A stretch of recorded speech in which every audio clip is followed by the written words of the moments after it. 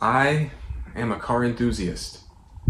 It's always fun spotting cool sports cars out there on the road or in a driveway. I like good trucks capable of transporting these cars. Enclosed trailers, dump trailers, flatbed trailers, all these different types of hitches. In my previous video, I forgot to mention the various magazines I've collected growing up, looking for images to draw cars with.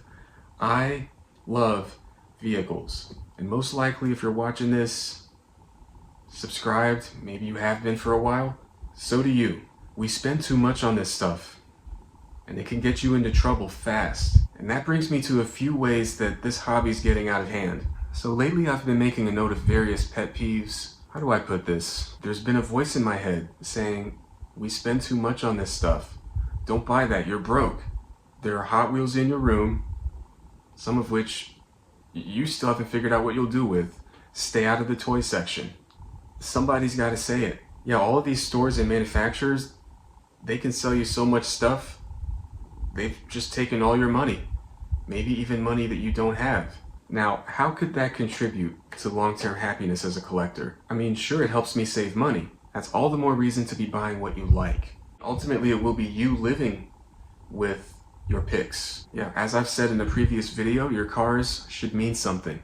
So what's this all about? Am I serious about calling it quits? One harsh reality about this hobby is, rather than paying me, this hobby is costing me. We spend too much on this stuff, rather than save and invest. Truly.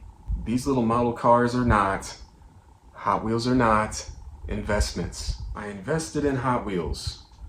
Usually the value of these cars goes down, the opposite of up. Even those cars that do hold steady or go up in value.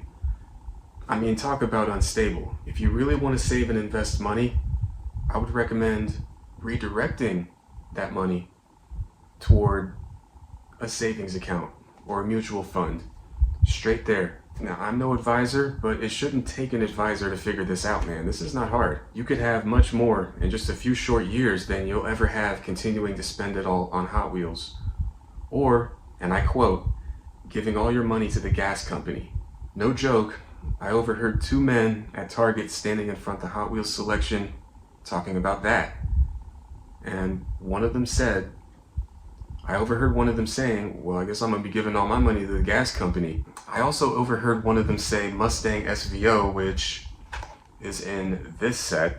Chances are they were looking for this.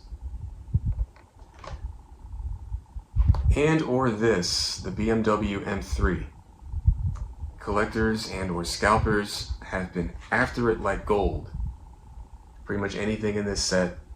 I have it except that SVT F-Series in black. Giving all your money to the gas company, that sounds like scalper talk. If you're spending all day refueling and get yourself in trouble and try to compensate for that by marking up Hot Wheels you're reselling, that's on you, because no one's asking you to do that. To me, this scalper behavior is becoming a new kind of gambling. More and more by the day. Now, don't get me wrong, I love seeing people get cool stuff. I love seeing what they have, share it with the world.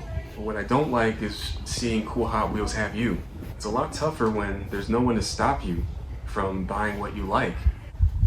Okay, when I was younger, I had quite a few cars, but no way I could go to the store and get whatever I wanted, no matter how bad I wanted it. But while we're on the subject of money, let's talk about overpriced diecast. Here, I'm not talking about the scalpers. I don't buy from them, we know what they're about. I'm looking at some of these actual stores and their prices. Online, perfect example, Carson Diecast. Okay, I'm not here to call them out, I'm here to make a point. In my collection right now are several, no, more than several, Greenlight, 3/4 ton, and dually trucks in 1/64 scale.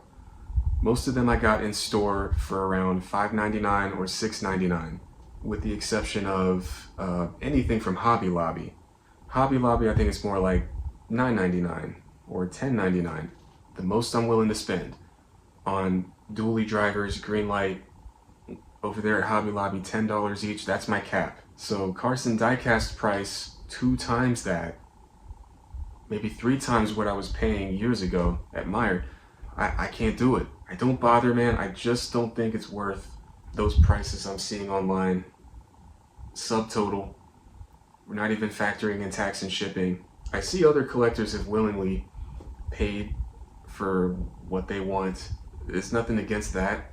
It's nothing against them. To me, it's not really worth it, but to them it is. It's a shame because there are some desirable trucks I've seen over there, such as the GMC Sierra, the 3/4 tons, and the dualies. I'd have at least one of either by now if the availability of those was, I think still to this day you can only find them on Carson Diecast's website. And I don't understand it one bit. I like what I have already in the form of Ram trucks, Super Duties. The one vehicle on their website that I think I would have willingly bought no matter what was the Super Duty crew cab dump truck with a snowplow. Yeah, by the time I came across that, it was already sold out. Now, I'm only scratching the surface of the different ways this hobby's getting out of hand, but I think I'll just leave it there. What are some of your pet peeves? Okay, do tell down below. Hopefully this is not one of my last videos. Catch you in the next one. I'll be watching.